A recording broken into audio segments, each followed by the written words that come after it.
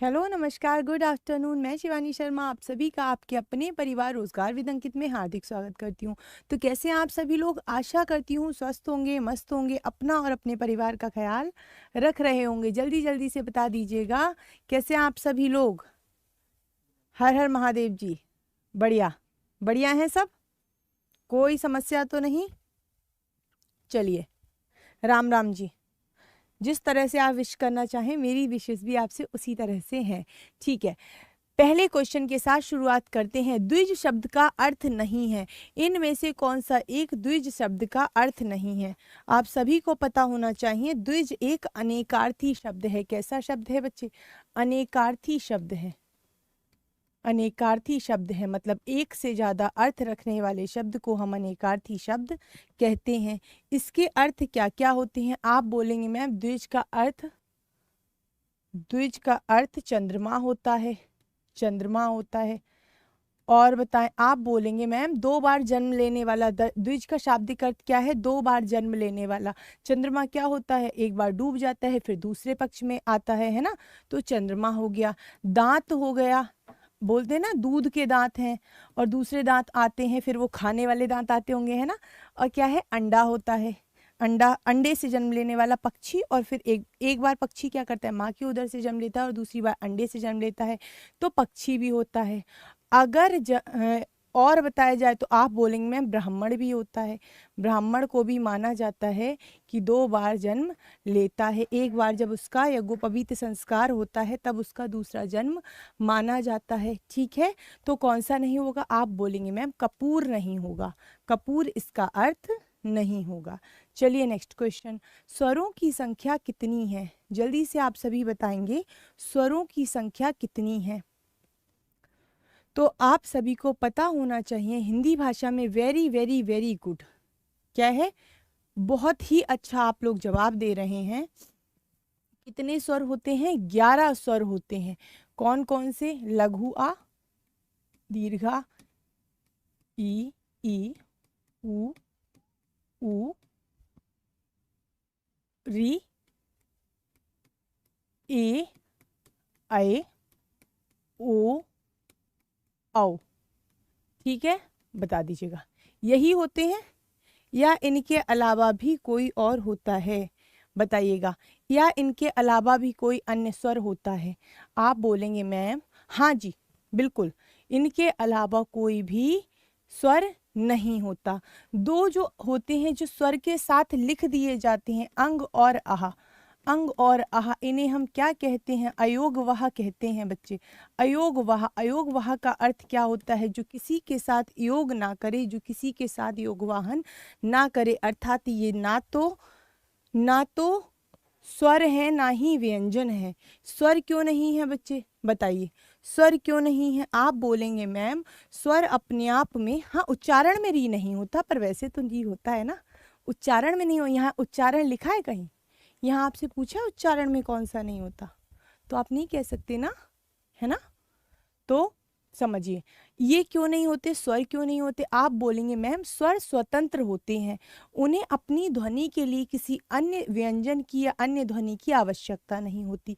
पर अंग को हम क्या पढ़ते हैं? आप बोलेंगे मैम इसको हम अन पढ़ते हैं और इसको हम आहा पढ़ते हैं। ठीक है, आहा पढ़ते हैं।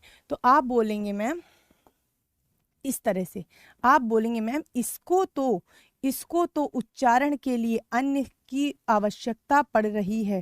मतलब ये क्या है? स्वतंत्र नहीं है, स्वतंत्र नहीं है। ठीक है, व्यंजन क्यों नहीं है? आप सभी को पता होना चाहिए कि मैम स्वर हमेशा व्यंजन के बाद लगता है। अर्थात जैसे मैंने ये का लगाया तो का में ये आ जुड़ा हुआ होगा, आपको पता होगा। लेकिन यहाँ तो अन लिखा है, यानी व्यंजन से पहले स्वर है। यहाँ भी व्यंजन से पहले स्वर है, तो ये व्यंजन भी नहीं हुए, अयोगवाह हो गए।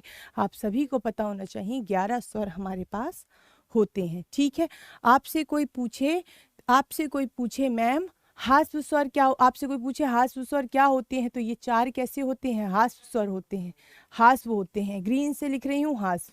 ठीक है, और बताइएगा दीर्घ स्वर कौन से होते? 1 2 3, क्या हो गए? ये दीर्घ स्वर हो गए, दीर्घ स्वर हो गए। ठीक है जी। ये कौन है बेटा, आप बोलेंगे ये सब, ये चारों क्या हैं, ये चारों संयुक्त स्वर हैं। संयुक्त स्वर हैं, क्यों, दो स्वर से मिलकर बने हुए हैं। चलिए आगे बढ़ते हैं, है ना। लिखा तो है स्वर की संख्या कितनी है, ऐसे ही प्रश्न आएगा। तो स्वर 11 होते हैं, ऑप्शन बता दिया मैंने। नेक्स्ट क्वेश्चन, प्रयत्न के आधार पर रा किस प्रकार की ध्वनि है। रा किस प्रकार की ध्वनि, ला किस प्रकार की ध्वनि है। आप बोलेंगे ला, ला। तो आपकी ये जो जुबान है ये आगे दांतों के पीछे टच हो जाएगी और ला बोलने के लिए आपकी वायु दोनों तरफ से निकलेगी। जीभ के दोनों तरफ से जब वायु निकलती है तो उस व्यंजन को हम क्या कहते हैं, पार्श्विक व्यंजन कहते हैं। कौन सा व्यंजन कहते हैं, जल्दी से आप सभी लोग मुझे बता देंगे, कौन सा व्यंजन कहते हैं। आप बोलेंगे मैम पार्श्विक व्यंजन कहते हैं, यहाँ री की कमी है, पार्श्विक व्यंजन कहते हैं, क्योंकि जुबान आगे के भाग को पश्च करती है और वायु दोनों तरफ से निकलती है। प्रकंपित व्यंजन किसे कहते हैं, जिसे बोलने में स्वर तंत्रियों में कंपन हो। तो बोल के देखो रा, रा, एक बार बोल के देखो रा सभी, तो आपको लगेगा हाँ मुख में कुछ हल्का कंपन अवश्य हुआ है। तो प्रकंपित व्यंजन किसे कहते हैं, रा को कहते हैं। ठीक है, ठीक है, वेरी गुड। ठीक है, 3 प्रकार से प्रश्न कैसे आएंगे, स्वरों की संख्या कितनी होती है ये आ जाएगा एक तो। ठीक है, इनमें से कौन से स्वर नहीं है, अंग और आह लगा के दे देगा आपसे। एक इस प्रकार से आ सकता है, कौन सा दीर्घ स्वर है ये आ सकता है, कौन सा हास्य स्वर है ये आ सकता है, कौन से संयुक्त स्वर है ये आ सकता है, बता दिया। संयुक्त स्वर ए किस प्रकार से बना है, तो आप बोलेंगे मैम आ और ई से बना है। आप बोलेंगे ए कैसे बना है, तो आ धन ए से बना है। ठीक है, इस तरह से क्वेश्चन आ सकते हैं। बार बार क्वेश्चन को आप वही क्वेश्चन पूछ रहे हैं, वही मैं बता रही हूँ। तो क्या हो जाएगा, प्रकंपित व्यंजन कौन से होते हैं, अभी मैंने बताया था, जिसे बोलने में मुख में हल्की से क्या हो, प्रकंपन हो, प्रकंपित व्यंजन। उत्क्षिप्त व्यंजन डा ढा, ये जो बोलते हैं ना डा ढा, ये जो बोलते हैं आप, जिसे हम उत्क्षिप्त व्यंजन बोल देते हैं। क्या बोलते हैं, उत्क्षिप्त व्यंजन। क्या हो रहा है ये, इन्हें हम क्या बोलते हैं, उत्क्षिप्त व्यंजन कहते हैं। इन्हें बोलने में, बल्कि ये जो मैं नीचे लगा रही हूँ ये बल्कि साइड में लग जाता है इस प्रकार से, और नीचे भी लग जाता है। इन्हें क्या बोलते हैं, इन्हें बोलते हुए ऐसा लगता है कि हम बोलेंगे अड़ा, अड़ा। तो जीभ क्या है, टकरा के आगे की तरफ आ रही, ऐसा लगता है कुछ बाहर जा रहा है, उत्क्षिप्त हो रहा है, कुछ उछल रहा है। तो क्या कह सकते हैं, तो क्या कह सकते हैं, अड़ा कह सकते हैं। संघर्षहीन व्यंजन, जिन्हें हम अंतस्थ व्यंजन भी कहते हैं। अंतस्थ व्यंजन यारा लावा, यारा ला वा, इन्हें हम संघर्षहीन व्यंजन कहते हैं, जिन्हें बोलने में कोई संघर्ष नहीं होता। तो आपको कहना चाहिए मैम वैसे तो ला संघर्षहीन भी हो जाएगा, पर अगर सिंगल ला के बारे में बोला है तो पार्श्विक ज्यादा ठीक होगा। ठीक है, हाँ आज सबका स्कोर पूछना है मुझे एंड में। निम्न विकल्पों में से कौन सा सरोवर का पर्यायवाची शब्द नहीं है, जो नहीं है आप वो बताएंगे, जल्दी से बता दें। कौन सा नहीं है, तड़ाग नहीं है, जलाशय नहीं है, शतदल नहीं है, या सर नहीं है। आप बोलेंगे मैम सरोवर के पर्यायवाची होता है सर, पोखर, पोखर, पुष्कर, पुष्कर, ताल, ताल, तालाब, और सरोवर, सरोवर। ये सभी किसके पर्यायवाची होते हैं, आप बोलेंगे मैम जलाशय, जलाशय। ये सभी किसके पर्यायवाची होते हैं, आप कहेंगे मैम ये पोखर के या तालाब के पर्यायवाची होते हैं। सरोवर में बा ये वाला बनता है। ठीक है, तो कौन सा हो गया, तड़ाग हो गया, जलाशय हो गया, है ना, सर हो गया, हुआ कौन सा नहीं। बी क्यों बता रहे हो भाई, जलाशय तो होता है सी, कौन सा नहीं हुआ। आप बोलेंगे मैम सी नहीं होता, जिसका अर्थ है शतदल। शतदल हम किसे बोलते हैं, अरविंद को बोलते हैं, अरविंद को बोलते हैं, पुंडरीक को बोलते हैं, है ना। और बताइए आप, इंदिवर को बोलते हैं, इंदिवर, इंदिवर को बोलते हैं। और बताएं इंदिवर के अलावा, इंदिवर के अलावा बताइएगा। आप बोलेंगे सरज, सरोज, जलज, जलज, नीरज, नीरज, उत्पल, उत्पल, ये सभी हम किसे बोलते हैं? ये सभी हम कमल को बोल देते हैं, ये सभी हम कमल को बोल देते हैं। आपने जो लिखा है दोनों ही शुद्ध हैं, दोनों ही शुद्ध हैं, तो कोई इसमें दिक्कत नहीं है। नेक्स्ट क्वेश्चन, विप्र का समानार्थी शब्द कौन सा है? विप्र का समानार्थी शब्द कौन सा है? जल्दी से आप बता दीजिएगा। विप्र का अर्थ होता है, आप बोलेंगे मैम ब्राह्मण, ब्राह्मण,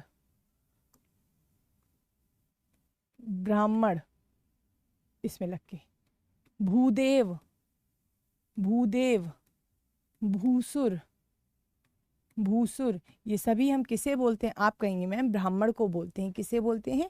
ब्राह्मण को बोलते हैं। ठीक है जी। और बताएं आप सभी लोगों से अगर पूछा जाए सहचर किसे बोलते हैं? आप बोलेंगे मैम साथी, साथी, संगी, संगी, मित्र, ये भी आप लिख सकते हैं मित्र, ये भी क्या सहचर मतलब साथ चरने वाला। ठीक है। याचक के लिए हम क्या बोलते हैं? जल्दी से बताइए, याचक को हम क्या बोलते हैं? आप बोलेंगे मैम प्रार्थी, जो प्रार्थना करता है, किसी चीज की याचना करता है ना, वही क्या कहलाता है? याचक। विधाता ईश्वर, ईश्वर, है ना। और बताएं भगवान, भगवान, खुदा, अल्लाह, आप सभी जो बोलते हैं अल्लाह, परमात्मा, परमात्मा, महात्मा, ये सभी हम किसे बोल देते हैं? ईश्वर को बोल देते हैं, है ना। चलिए, वैसे विधाता को एक अलग से पर्यायवाची लिखा जाए तो ब्रह्म भी कहते हैं, है ना, ब्रह्म भी कहते हैं। बिल्कुल, छंद और रस की मैराथन भी करा देंगे, पहले साहित्य की मैराथन के लिए आप लोग तैयार रहे, है ना जी। मेरे से पढ़ा नहीं जाता, इस त्रुटि युक्त वाक्य के लिए निम्नलिखित में से शुद्ध वाक्य पहचाने। मेरे से पढ़ा नहीं जाता, आप बोलेंगे पढ़ा नहीं जाता, सब बिल्कुल ठीक है। मेरे से कोई शब्द नहीं होता, मेरे से गलत सर्वनाम है। सर्वनाम क्या होता है? मुझसे पढ़ा नहीं जाता, मुझे पढ़ा नहीं जाता गलत, मेरे को पढ़ा नहीं जाता गलत, मैंने पढ़ा नहीं जाता ये और भी गलत। क्या हो जाएगा? मुझसे पढ़ा नहीं जाता। निम्न में से कौन सा शब्द बहुवचन है? जल्दी से बता दें, निम्न में से कौन सा शब्द बहुवचन है? कोविंद किसे कहते हैं बेटा? कोविंद बुद्धिमान को कहते हैं। कोविद, बुद्धिमान, ये जो आपने लिखा है ना, कोविद। सुधी, सुधी, विद्वान, विद्वान। और बताएं आप मनीषी, मनीषी, ये सब हम किसे कहते हैं? कोविद को कह देते हैं। पंडित, पंडित। ठीक है। चलो, निम्न में से कौन सा शब्द बहुवचन है? अनुज, अनुज छोटे भाई कहते हैं, एक वचन। गौ, गाय को बोलते हैं, एक वचन। गुरुजन, मतलब गुरुजन, एक गुरु नहीं, गुरुजन, समूह गुरु का, तो गुरुजन। लेखक, एक वचन। ठीक है। चलिए, नेक्स्ट क्वेश्चन, अध्यात्म शब्द का विशेषण कौन सा होगा?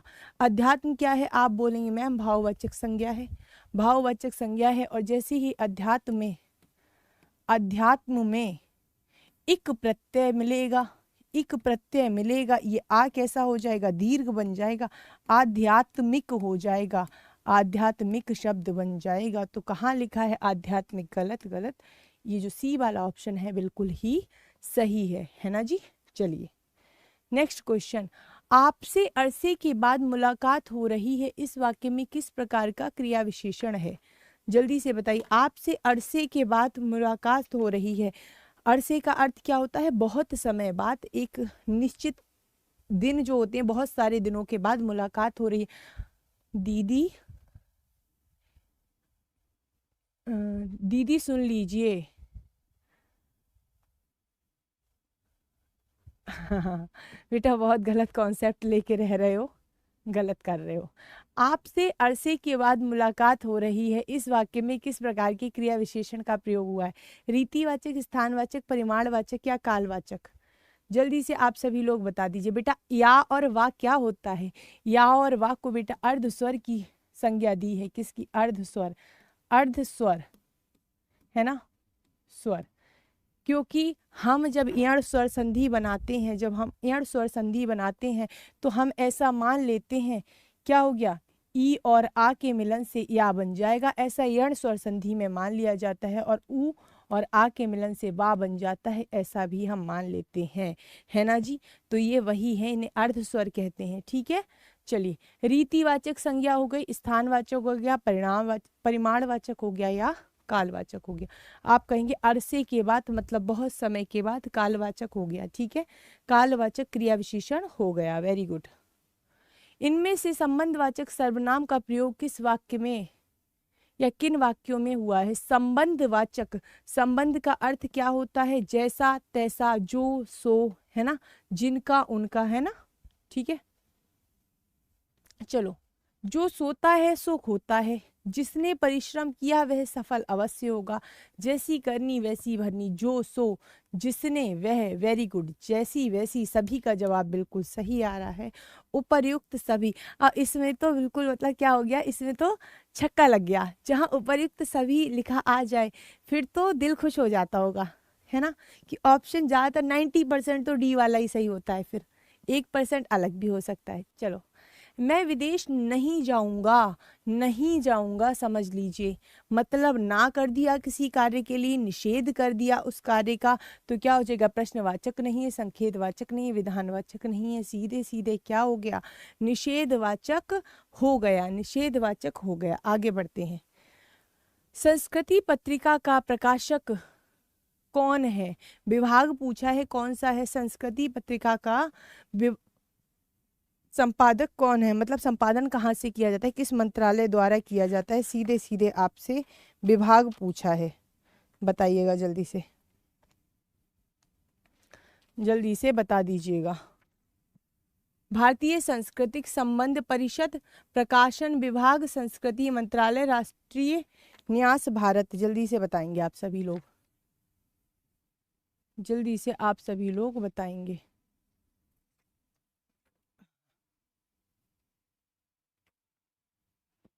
डी, ए नहीं बेटा, ये संस्कृति मंत्रालय द्वारा प्रकाशित की गई पत्रिका है, ये संस्कृति मंत्रालय द्वारा प्रकाशित हुई है पत्रिका। ठीक है जी, ठीक है जी, बताइए, आगे बढ़े। नेक्स्ट क्वेश्चन, संस्कृति मंत्रालय द्वारा, और बाकी साहित्य की मैराथन ला रही हूँ, उसमें मैं ये सभी करा दूंगी, उसमें मैं ये सभी, सी फॉर, हाँ सही है, बहुत बढ़िया। प्राकृत का पाणिनि किसे कहा जाता है? प्राकृत का पाणिनि मार्कंडेय जी को, हेमचंद को, विद्यानाथ को, विद्याभूषण को। जल्दी से बता दो, जल्दी से बताओ। अभी बताया दोनों शुद्ध हैं, दोनों एक ही बात लिखी हुई है आपने, दोनों ही एक ही बात लिखी हुई है, फिर भी आप बार बार कॉपी पेस्ट कर रहे हैं, इस तरह का मतलब समझ में नहीं आ रहा मुझे क्या होता है। ये डेट लिखवा दूं इसकी, रुको, क्या था इससे पहले वाला प्रश्न? कब? 1959 में, 1959 में इस पत्रिका का प्रकाशन शुरू हुआ, और राजेंद्र द्विवेदी जी इसके कौन थे? राजेंद्र द्विवेदी इसके संपादक थे, द्विवेदी इसके संपादक थे। नेक्स्ट क्वेश्चन, चलिए, प्राकृत का पाणिनि किसे कहा जाता है? देखो, पाणिनि कौन थे तो आपको पता होना चाहिए। पाणिनि संस्कृत के व्याकरणकर्ता थे, जिन्होंने अष्टाध्यायी पुस्तक लिखी। कौन सी पुस्तक? अष्टाध्यायी लिखी। उसी तरह से संस्कृत का व्याकरण जब पाणिनि ने लिखा तो वो क्या कहलाए? संस्कृत के व्याकरण हुए। तो प्राकृत के पाणिनि कौन है, मतलब प्राकृत का व्याकरण किसने लिखा? बिल्कुल सही, हेमचंद ने।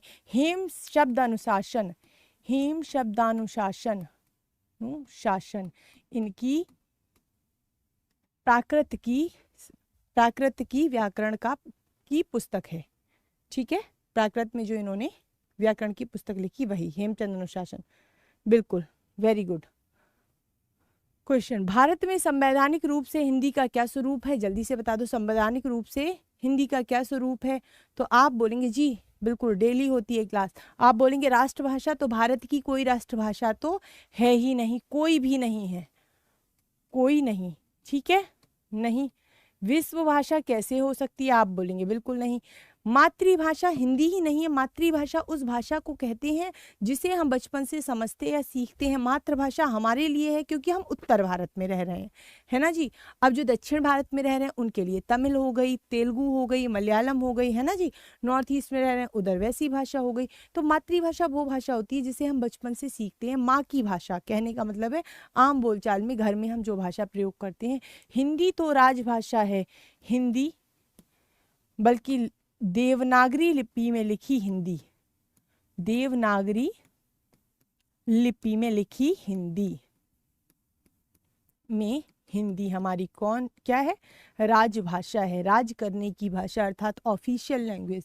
ठीक है, चलिए नेक्स्ट क्वेश्चन। इनमें से कौन सी बोली मध्य प्रदेश की प्रमुख बोलियों में से नहीं है? इनमें से कौन सी बोली मध्य प्रदेश की प्रमुख बोलियों में से नहीं है? आप बोलेंगे मालवी है। आप समझेंगे कैसे, अभी मैं इसको बताती हूँ। निमाड़ी नहीं है, बुंदेली नहीं है, बांगरू, बांगर या बांगरू हम किस भाषा को बोलते हैं?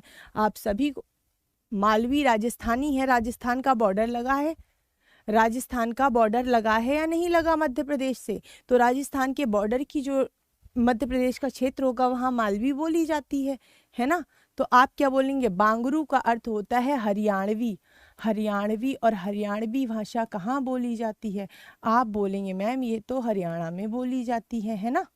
हरियाणा और कुछ एनसीआर वाले रीजन में ये भाषा बोली जाती है। चलिए नेक्स्ट क्वेश्चन। जड़ का विरुद्धार्थी शब्द दिए गए शब्दों विकल्पों में से कौन सा है? जड़ का जल्दी से बता दीजिए बेटा, डेली क्लास लीजिएगा, बढ़ जाएगा स्कोर, डेली क्लास लीजिएगा ज़रूर बढ़ेगा।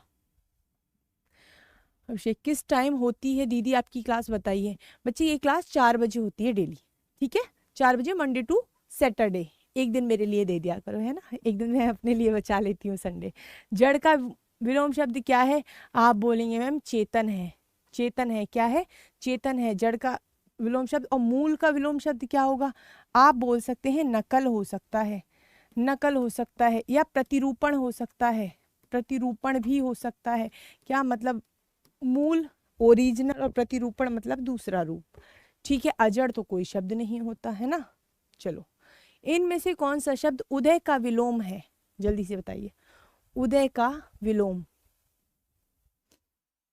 कोई दिक्कत नहीं है, हो जाता है कभी कभी। यूपी पुलिस की बेटा आज ही तो क्लासेस शुरू हुई हैं।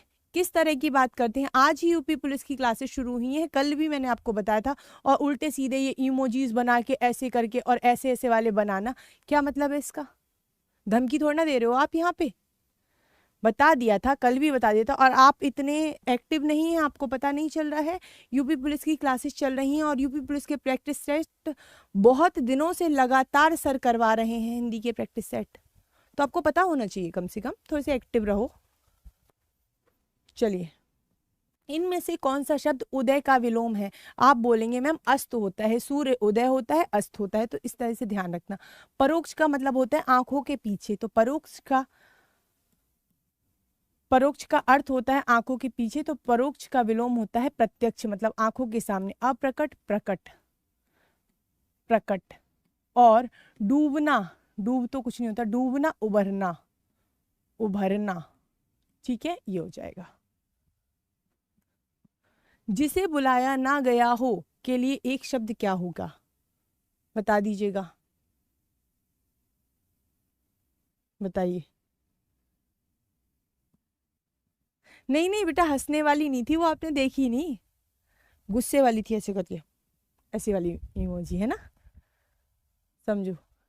क्या होगा? अतिथि आप बोलेंगे जिसके आने की कोई तिथि ना हो, जिसके आने की कोई तिथि ना हो, आने की तिथि निश्चित ना हो, तिथि निश्चित ना हो, अतिथि ना हो, ना हो।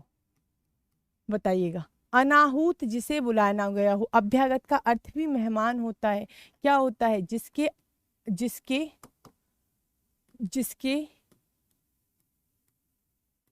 आने का पता ना हो, आने का पता ना हो, पता ना हो, अभ्यागत, अभिधन आगत है ना, पता ना हो। और अन बुलाया तो कोई शब्द नहीं होता, बिन बुलाया तो कह भी सकते हैं, है ना, जिसे बुलाया ना गया हो, है ना। चलिए next question.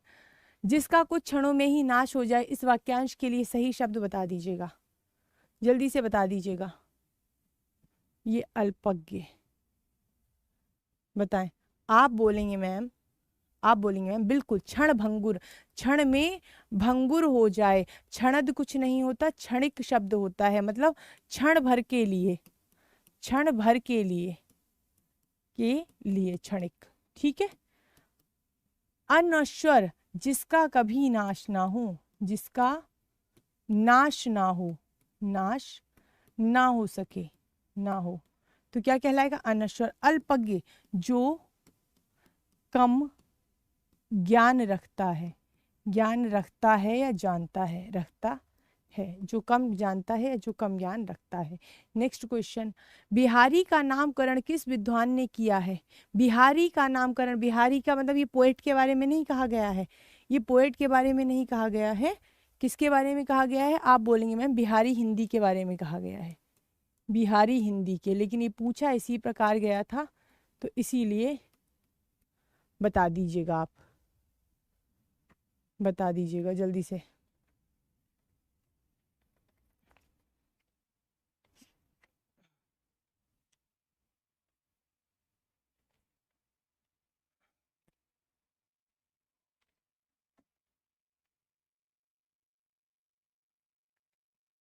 Very very good. George Grierson ने अपनी पुस्तक द या the linguistic linguistic linguistic survey of India, survey of India में, सर्वे ऑफ इंडिया में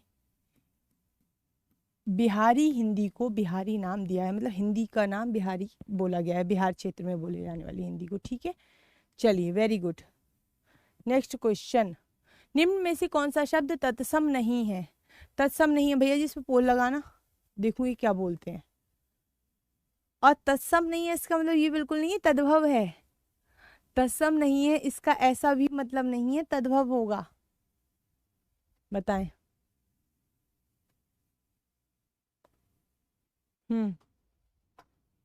ए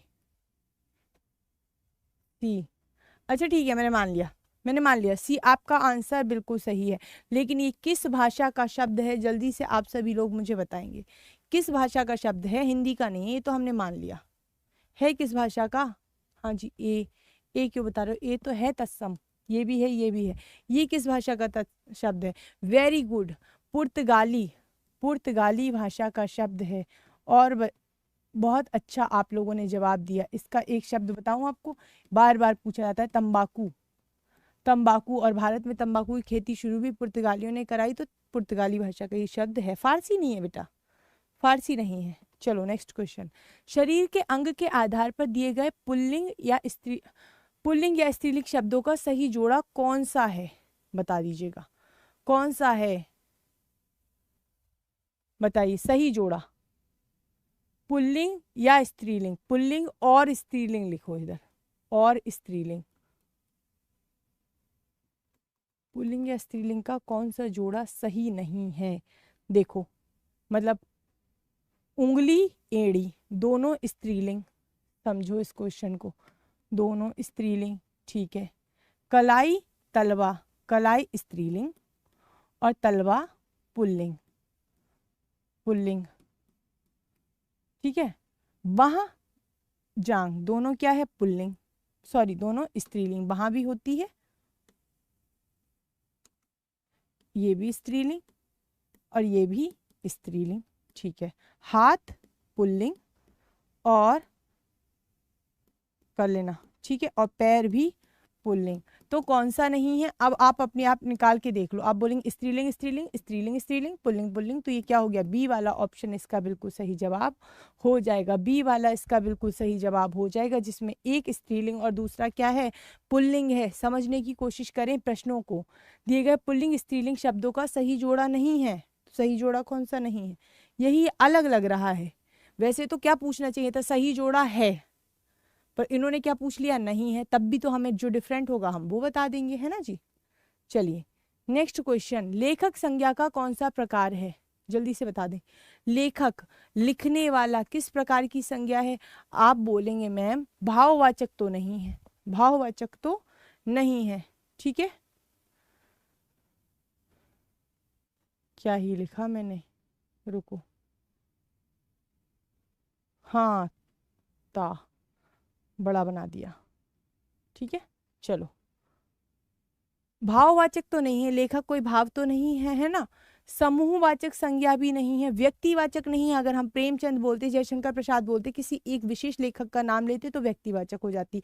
कौन सी संज्ञा हो गई? आप बोलेंगे मैम जातिवाचक संज्ञा हो गई, जातिवाचक संज्ञा यहाँ पर हो गई। नेक्स्ट क्वेश्चन, चोर उठ भागा, यह वाक्य किस क्रिया का उदाहरण है? जल्दी से बता देंगे आप सभी लोग। भैया जी पोल लगाना है इस पे। चोर उठ भागा कौन सी क्रिया का ये भेद है? बताइएगा। चोर उठकर भाग गया, एक तरह से पूछा जाएगा चोर उठकर भाग गया हो रहा, चोर उठकर भाग गया है ना। उठ भागा मतलब पहले उठा होगा फिर भागा, तो आप बोलेंगे पूर्वकालिक क्रिया, पहले उठा उसके बाद भागा। पता था मुझे। 44% बच्चे ही सही आंसर दे रहे हैं, 40% बच्चे ही आंसर दे रहे हैं। डी क्यों? प्रेरणार्थक क्रिया तो कहीं से भी नहीं है, किसी और से थोड़ी करवाया, चोर ने किसी को भगाया ऐसा थोड़ी ना है। अकर्मक भी नहीं, संयुक्त भी नहीं, संयुक्त कहाँ से हो गई है ना? बताइए। चलिए, वह कविता गायन करती है, इस वाक्य में क्रिया किस काल का बोध करा रही है? वह कविता गायन करती है, बताइए। करती है, रेगुलर करती है, तो बता दीजिएगा क्या है। आप बोलेंगे सामान्य भूत, भूतकाल तो है ही नहीं। सामान्य भविष्य, वह कविता गायन करेगी, है ना। अपूर्ण वर्तमान, वह कविता गा रही है, अपूर्ण वर्तमान होता है। कौन सा हो जाएगा? सामान्य वर्तमान की सामान्यतः वह ये कार्य करती है। चलिए नेक्स्ट क्वेश्चन, हिंदी में विदेशी भाषाओं से आए उपसर्ग क्या कहलाते हैं? जल्दी से बता दो। देखो, पहले तो उपसर्ग क्या कहलाते हैं आप बताएंगे मैम? मूल शब्द से पहले लगने वाले शब्दांश, मूल शब्द से पहले लगने वाले शब्दांश, पहले लगने वाले शब्दांश, लगने वाले शब्दांश, जिनसे क्या होता है फिर ये मूल शब्द का अर्थ बदल देते हैं। शब्दांश, मूल शब्द के अर्थ में कुछ नयापन आ जाता है। प्रत्यय क्या होता है? मूल शब्द के बाद में लगने वाले शब्दांश, मूल शब्द के बाद लगने वाले शब्दांश। और ये भी क्या करते हैं? ये भी शब्द का अर्थ या भाव बदल देते हैं, ठीक है। अव्यय क्या होते हैं? वे वाक्य में प्रयुक्त हुए वे शब्द या शब्दांश जो किसी भी स्थिति में स्वयं को परिवर्तित नहीं करते, अव्यय कहलाते हैं, ठीक है जी, अव्यय कहलाते हैं। निपात क्या होता है? आप सभी लोग बोलेंगे मैम वे शब्द जो वाक्य में एक विशेष असर डाल दें। जैसे मैं आपसे ही मित्रता करूंगा, तो ये ही शब्द कौन सा हो गया? आप बोलेंगे निपात हो गया। मैं आपसे भी मित्रता करूंगा, भी शब्द क्या हो गया? आप बोलेंगे मैम निपात हो गया, ठीक है। बे उस उपसर्ग जो विदेशी भाषा से आए हैं, मतलब आए हुए हैं, आगत हैं, तो आगत उपसर्ग कहलाते हैं, ठीक है, ठीक है। ऑप्शन सी का, आप यथा स्थिति काम कीजिए, तो ये जो यथा शब्द है ये क्या है? ये यथा शब्द क्या है? आप बोलेंगे मैम अव्यय है। आप बोलेंगे आप प्रतिदिन काम कीजिएगा, तो ये प्रति शब्द क्या है? प्रति शब्द क्या है? आप बोलेंगे मैम ये अव्यय है। यथा, प्रति, और, की, ये सब क्या हो जाते हैं? आप बोलेंगे अव्यय हैं। चलिए नेक्स्ट क्वेश्चन, पैसे से ही आदमी की इज्जत है के लिए निम्नलिखित में से उचित लोकोक्ति का चयन कीजिए। जल्दी से बताएं। होनहार बीरवान के होत चिकने पात कहना चाहिए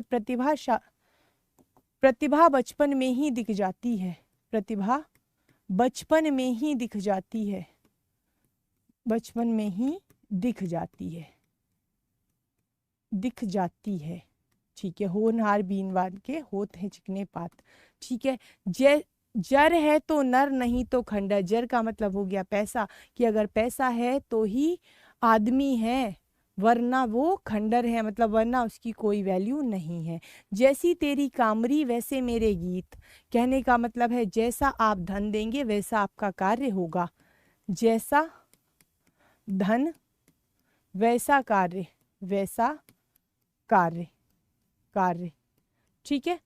और बताएं, अपनी पगड़ी अपने हाथ, तो अपनी इज्जत स्वयं करानी पड़ती है, अपनी इज्जत स्वयं करवानी पड़ती है, स्वयं करानी पड़ती है। मतलब अपना व्यवहार ऐसा रखना पड़ता है कि लोग इज्जत करें। करुण रस का स्थायी भाव क्या हो सकता है, जल्दी से बता दीजिएगा। करुण रस का स्थायी भाव क्या हो सकता है, क्या होता है, मतलब हो सकता है क्या होता है, फिक्स है ना। भय, आप बोलेंगे मैम ये तो भयानक रस का स्थायी भाव है, भयानक रस का, ठीक है। रति, आप बोलेंगे मैम श्रृंगार रस, श्रृंगार रस, ठीक है। शोक, आप बोलेंगे करुण रस, निर्वेद शांत रस, शांत रस। और मुझे लगता है स्थायी भाव तो अब तक आप सभी को याद हो ही चुके होंगे। चलिए, इनमें से कौन सा शब्द एला शब्द, एला प्रत्यय से नहीं बना, एला लिखा है बेटा, ये बताइए कौन सा नहीं बना।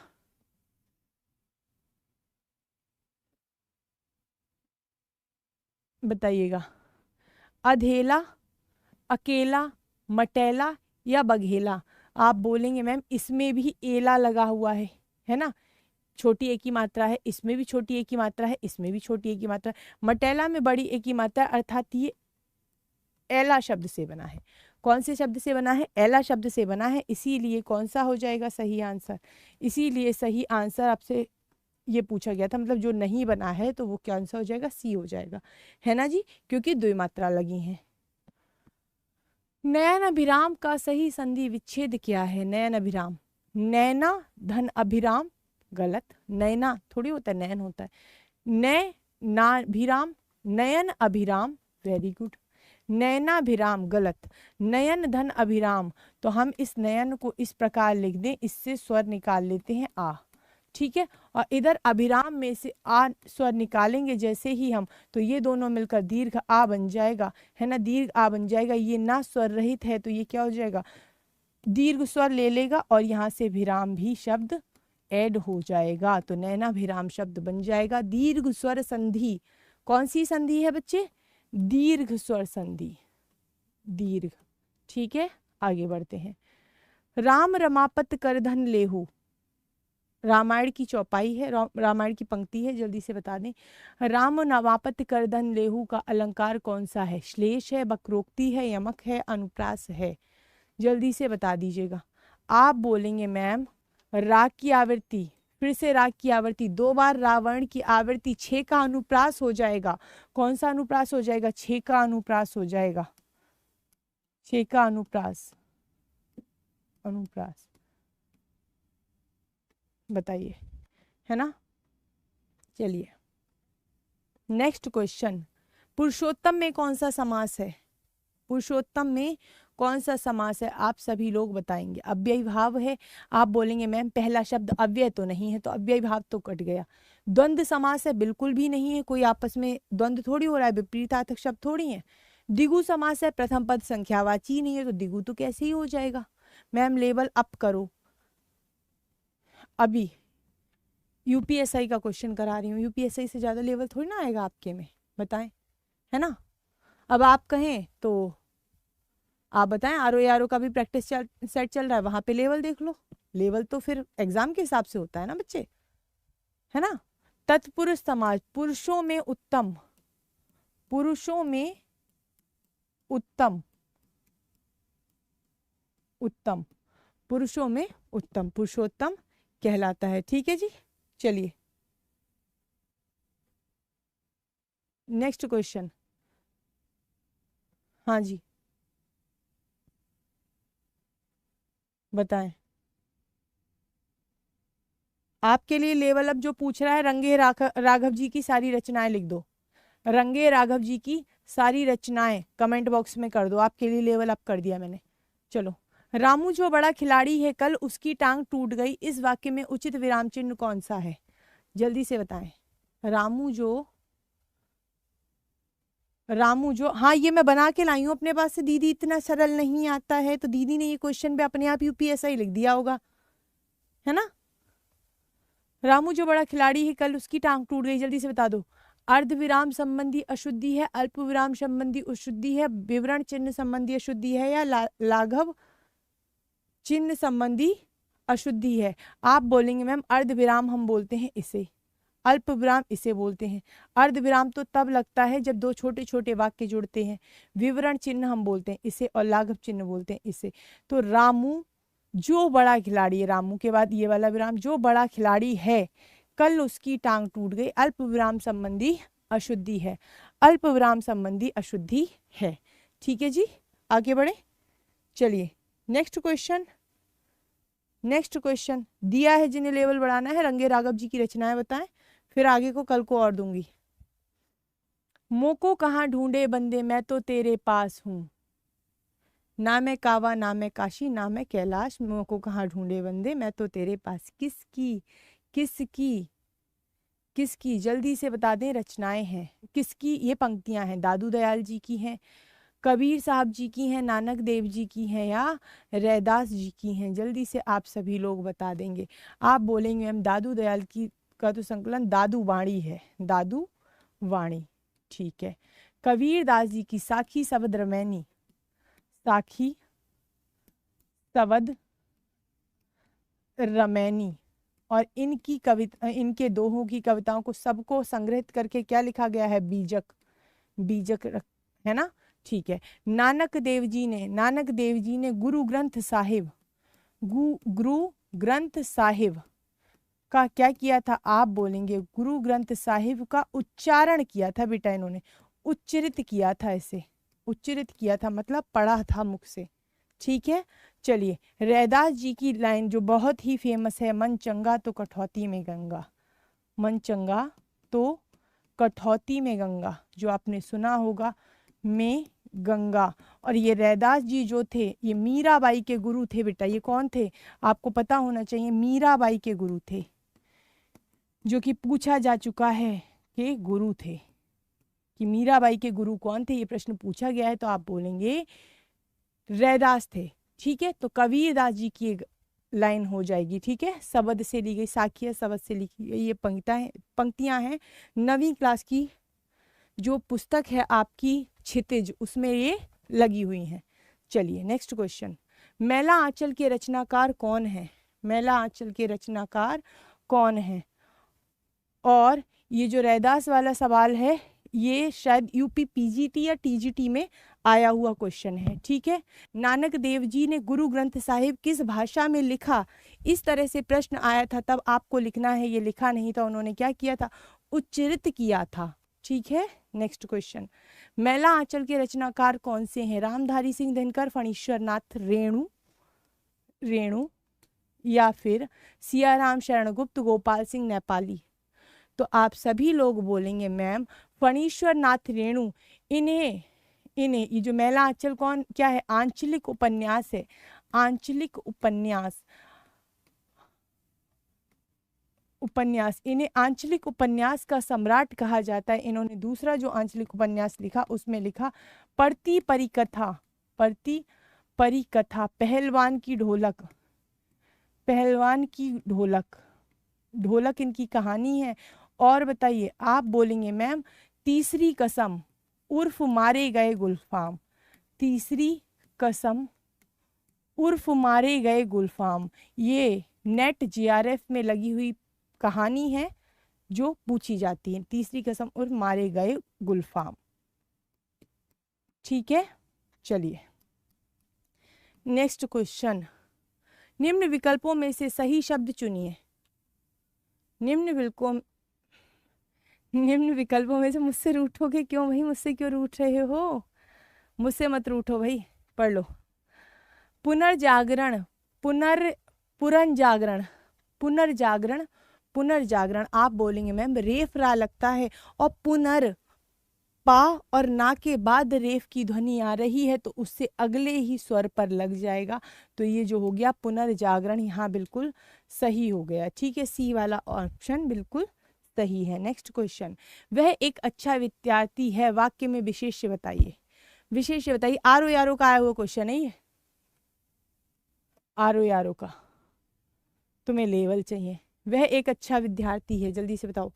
तो आप बोलेंगे मैम वह सर्वनाम, सर्वनाम। एक आप बोलेंगे मैम संख्यावाचक है, अव्यय हो गया। आप क्या बोलेंगे, वह एक अच्छा विद्यार्थी है। एक अच्छा विद्यार्थी, अच्छा क्या हो गया, ये निश्चय संख्यावाचक हो गया, एक बताया, लेकिन अच्छा क्या है, गुणवाचक हो गया। अच्छा क्या है, अरे ये तो विशेषण है, विशेष्य पूछा है ना। अच्छा क्या है, आप बोलेंगे मैम विशेषण है, विशेषण है अच्छा, विशेषण, ठीक है। और ये क्या हो गया, विद्यार्थी क्या है, विद्यार्थी क्या है, यही विशेष्य है, यही विशेष्य है। वह संज्ञा सर्वनाम जिसकी विशेषता बताई जाती है विशेष्य कहलाता है, ठीक है। चलो पैराग्राफ, भारतीय साहित्य शास्त्र पर आनंदवाद का गहरा असर है। किसका असर है, आनंदवाद का। काव्यानंद को ब्रह्मानंद सहोदर कहा गया है। काव्य का जो आनंद है वो ब्रह्म को पाने के आनंद के समान है, मतलब काव्य का आनंद ब्रह्मानंद का सहोदर है, एक ही जन्म गर्भ से जन्मे हुए को हम सहोदर कहते हैं। रसात्मक वाक्य को ही काव्य कहा गया है, वे वाक्य जिनमें रस हो उन्हें हम काव्य कहते हैं। संस्कृत साहित्य की समीक्षा के प्रचलित सभी मानदंडों रस, रीति, अलंकार, वक्रोक्ति और ध्वनि में से भारतीय मनीषा लिखा, मनीषा ने रस को ही सर्वाधिक ऊंचा स्थान दिया है। किसे दिया है, रस को। आनंदवाद शैव दर्शन का शब्द है, ठीक है। शैव दर्शन शिव की जो पूजा करते हैं, शिव के जो अनुयायी होते हैं वो शैव कहलाते हैं। इसका मूल रूप उपनिषदों में दिखाई देता है। तैत्तिरीयोपनिषद में लिखा है कि रसों वैसा रस होव्यम लब्धनादि भवति। रस वही है जो हृदय को पूरा मतलब आनंद से लब्ध कर दे, मतलब पूर्ण कर दे, आनंद से भर दे। ऐश होवंती, ऐसा होता है, अर्थात रस ही ब्रह्मा है। रस ही क्या है, ब्रह्मा है। इस रस को पाकर पुरुष आनंदित हो जाता है, यह रस सबको आनंदित करता है। बृहदारण्यक उपनिषद में कहा गया है, इस आनंद के अंश मात्र के आश्रय से ही सभी प्राणी जीवित रहते हैं। शंकराचार्य ने भी सौंदर्य लहरी में चिदानंद कारम शिव युवती भवने विभ्रशे, चिदानंद शिव युवती भवने विभर्षे, ऐसा जैसे शिव के आने से सब कुछ विभूषित हो जाता है, कहकर शिव को चिदानंद रूप बताया है कि शिव के आने से पूरा महल विभूषित हो जाता है, ठीक है। चलिए क्वेश्चन देखते हैं। ब्रह्मानंद सहोदर किसे कहा गया है, काव्यानंद को ही ब्रह्मानंद सहोदर कहा गया है। क्या आ जाएगा इसमें ऑप्शन, ऑप्शन क्या आ जाएगा, क्या आ जाएगा, आप बोलेंगे काव्यानंद आ जाएगा, ठीक है, काव्यानंद आ जाएगा। चलिए नेक्स्ट क्वेश्चन, भारतीय साहित्य, हाँ, संस्कृत साहित्य की समीक्षा के प्रचलित मानदंडों में भारतीय मनीषा ने किसे सर्वाधिक ऊंचा स्थान दिया है, किसे दिया है, जल्दी से बता दो। भारतीय मनीषा ने रस को किसे सर्वाधिक ऊंचा स्थान दिया, आप बोलेंगे मैम रस को सर्वाधिक ऊंचा स्थान दिया है। नेक्स्ट क्वेश्चन, रस ही ब्रह्म होने के अर्थ में कथन किसमें मिलता है, बृहदारण्यक उपनिषद में, तैत्तिरीयोपनिषद में, तंत्र लोकतंत्र में, या सौंदर्य लहरी में। HW है ये, और अच्छे से पैराग्राफ पढ़ना और कमेंट बॉक्स में इसका जवाब देना। और आज की क्लास आपको कैसी लगी ये भी ज़रूर बताना। चलिए मिलते हैं आपसे कल 4 बजे, तब तक के लिए अपना और अपने परिवार का ख्याल रखें, और परसों आपकी साहित्य की मैराथन है, उसके लिए भी तैयार रहें। Thank you so much, have a good day.